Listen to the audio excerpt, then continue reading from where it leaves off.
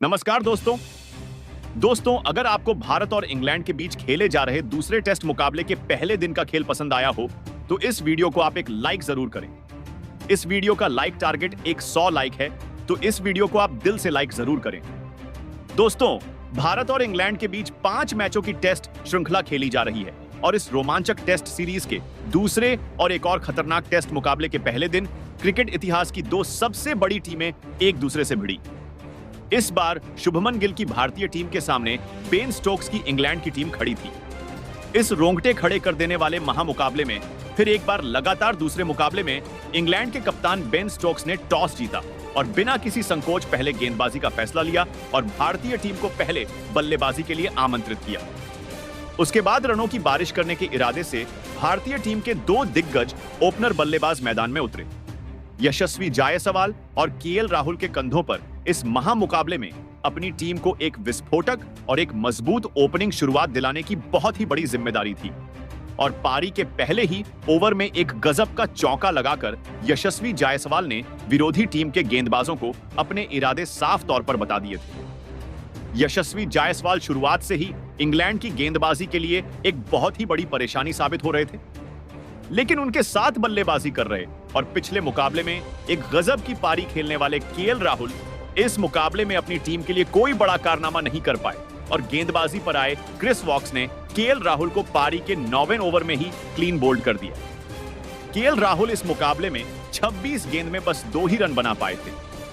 England की गेंदबाजी के खिलाफ केएल राहुल के जल्दी आउट हो जाने के बाद अब बल्लेबाजी के लिए करुण नायर को भेजा गया था और फिर यहां से सेट हो चुके यशस्वी जायसवाल के साथ मिलकर नए बल्लेबाज करुण नायर ने एक महत्वपूर्ण साझेदारी अपनी टीम के लिए बनाना शुरू कर दिया और इंग्लैंड की इस खतरनाक दिख रही गेंदबाजी को फिर एक बार दबाव में डाल दिया।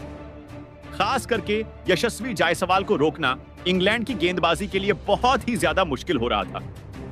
इंग्लैंड के कप्तान बेन स्टोक्स लगातार अपने गेंदबाजों में बदलाव कर रहे थे, लेकिन यशस्वी जायसवाल इस मुकाबले में एक T20 मुकाबले की तरह बल्लेबाजी कर रहे थे।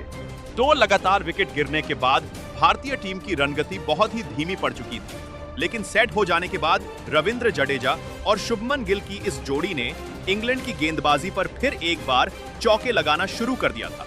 रविंद्र जडेजा और कप्तान शुभमन गिल की ये साझेदारी अब भारतीय टीम पर से दबाव कम करने लगी थी और ये साझेदारी लगातार मजबूत भी होती जा रही थी। कप्तान शुभमन गिल इस मुकाबले में एक अलग ही आत्मविश्वास के साथ बल्लेबाजी कर रहे थे, तो वहीं रविंद्र जडेजा भी अपने अनुभव का पूरी तरह इस्तेमाल करते हुए इंग्लैंड की गेंदबाजी का सामना कर रहे थे। अब फिर से इंग्लैंड की गेंदबाजी बैकफुट पर नजर आने लगी थी, क्योंकि ये साझेदारी अब उनकी गेंदबाजी के सामने आसानी से रन बना रही थी। भारतीय टीम की रन बनाने की गति अब बढ़ने लगी थी।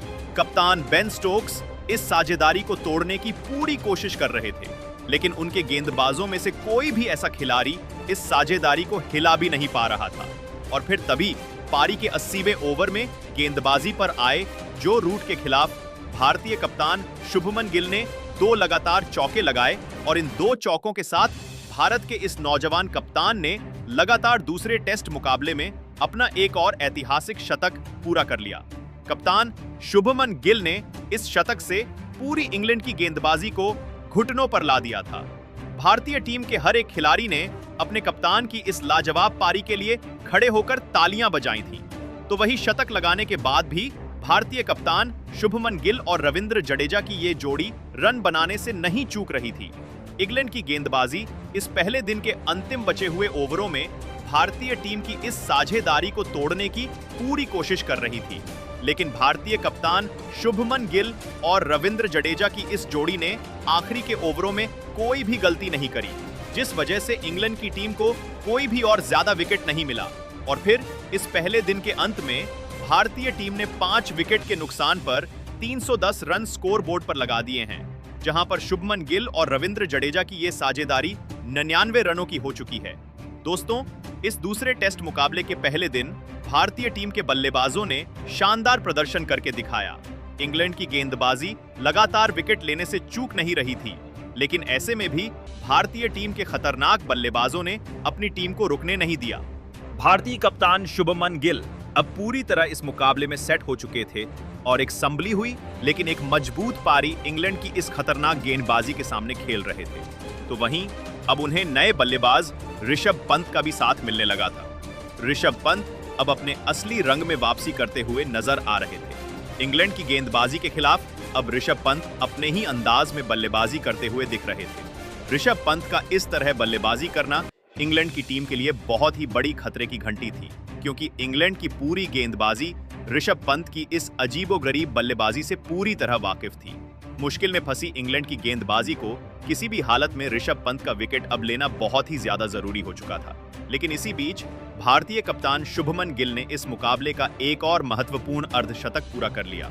लेकिन अब ऋषभ पंत को आउट करने के लिए इंग्लैंड के कप्तान बेन स्टोक्स ने शोएब बशीर को गेंदबाजी पर लगाया और फिर स्पिन गेंदबाज को सामने देखकर ऋषभ पंत ने फिर एक बार एक बड़ा शॉट खेलने का मन बनाया, लेकिन ये गेंद सीधे जैक क्रॉली के हाथ में चली गई और ऋषभ पंत का एक बहुत ही बड़ा विकेट इंग्लैंड को मिल गया। ऋषभ पंत इस मुकाबले में 42 गेंद में 25 रन बनाकर आउट हो गए थे। शानदार फॉर्म में चल रहे ऋषभ पंत के विकेट ने इंग्लैंड की टीम की इस मुकाबले में पूरी तरह वापसी करवा दी थी। सेट हो चुके ऋषभ पंत आउट होने के बाद बहुत ही ज्यादा निराश नजर आ रहे थे। लेकिन अब ऋषभ पंत के आउट हो जाने के बाद नीतीश कुमार रेड्डी बल्लेबाजी के लिए मैदान में उतरे थे। लेकिन तभी एक बड़ा विकेट गिरने के बाद बेन स्टोक्स ने अपने मेन गेंदबाज यानी क्रिस वॉक्स को गेंदबाजी पर लगाया और इंग्लैंड के इस अनुभवी तेज गेंदबाज ने आते ही नए बल्लेबाज नीतीश कुमार रेड्डी को एक लाजवाब अंदर आती हुई गेंद पर क्लीन बोल्ड कर दिया। नीतीश कुमार रेड्डी इस मुकाबले में 6 गेंद में बस एक ही रन बनाकर आउट हो गए थे। एक लाजवाब साझेदारी के बाद भारतीय टीम ने एक के बाद एक अपने 2 बहुत ही बड़े बल्लेबाजों को लगातार खो दिया था। इंग्लैंड की गेंदबाजी के कमाल के प्रदर्शन और कप्तान बेन स्टोक्स की गजब की कप्तानी की वजह से अब इंग्लैंड की टीम ने भारतीय टीम को इस मुकाबले में दबाव में डाल दिया था। लेकिन अब मैदान पर भारतीय टेस्ट टीम के सर्वश्रेष्ठ ऑलराउंडर यानी रविंद्र जडेजा उतरे थे। अब रविंद्र जडेजा के ऊपर इस मुकाबले में एक बहुत ही बड़ी जिम्मेदारी आ चुकी थी, क्योंकि भारतीय टीम की अब आधी बल्लेबाजी खत्म।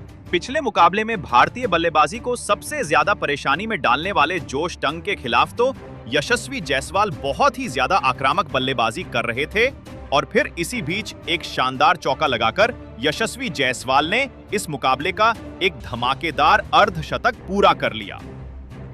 यशस्वी जायसवाल और करुण नायर की इस बल्लेबाजी की वजह से इंग्लैंड के खिलाफ 80 रनों की एक मजबूत साझेदारी बन चुकी थी। लेकिन तभी गेंदबाजी पर आए बाइडन कर्स ने करुण नायर को हैरी ब्रूक के हाथों कैच आउट कर दिया। करुण नायर इस मुकाबले में 50 गेंद में 31 रन बनाकर आउट हो गए थे। करुण नायर फिर एक बार एक बड़े मौके पर एक बड़ी पारी खेलने से चूक गए थे। इंग्लैंड की टीम को एक महत्वपूर्ण भारतीय टीम की विकेट अब मिल चुकी थी, लेकिन अब मैदान पर भारतीय टीम के कप्तान शुभमन गिल उतरे थे। लेकिन विकेट गिरने का कोई भी असर सेट हो चुके यशस्वी जायसवाल की बल्लेबाजी पर नहीं हो रहा था। वो लगातार इंग्लैंड की गेंदबाजी पर प्रहार करते ही जा रहे थे और अपनी टीम के स्कोरबोर्ड को रुकने नहीं दे रहे थे। तो वहीं मैदान में उतरे भारतीय कप्तान शुभमन गिल ने भी उनका साथ निभाया और अपने अनुभव का पूरी तरह इस्तेमाल करते हुए इंग्लैंड की गेंदबाजी के खिलाफ एक और महत्वपूर्ण साझेदारी बनानी शुरू कर दी। यशस्वी जायसवाल लगातार इंग्लैंड के गेंदबाजों को मुश्किल में डाल रहे थे। बेन स्टोक्स के पास अब यशस्वी जायसवाल की बल्लेबाजी का कोई भी जवाब नहीं था। दबाव पूरी तरह इंग्लैंड की टीम के ऊपर आ चुका था। शुभमन गिल तक यशस्वी जायसवाल की यह तूफानी बल्लेबाजी देखकर हैरान थे। देखते ही देखते शुभमन गिल और धमाकेदार बल्लेबाजी कर रहे यशस्वी जायसवाल के बीच भी एक अर्धशतकीय साझेदारी संपन्न हो चुकी थी। लेकिन तभी गेंदबाजी का मोर्चा संभाला इंग्लैंड के कप्तान बेन स्टोक्स ने और आते ही इंग्लैंड की टीम के लिए सबसे बड़ा खतरा बन चुके यशस्वी जायसवाल को जेमी स्मिथ के हाथों कैच आउट कर दिया।